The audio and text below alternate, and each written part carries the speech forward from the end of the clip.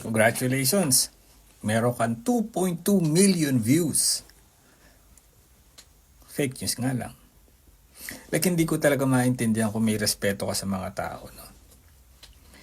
Hindi ko na maintindihan. Nung una, inamin mo nagkamali ka dun sa report mo tungkol sa OFW na napatay sa Kuwait.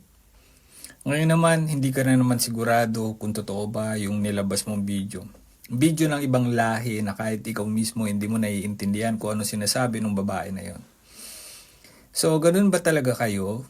Lalo ka na, matanda ka? Ganun ka ba talaga? Walang fact check? Wow. Nagtataka talaga ako ngayon. Ito yung mga Pilipino na sinusuportahan ng mga tao.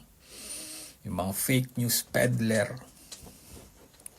Babansagan na kitang queen of the fake news. Ay, nako.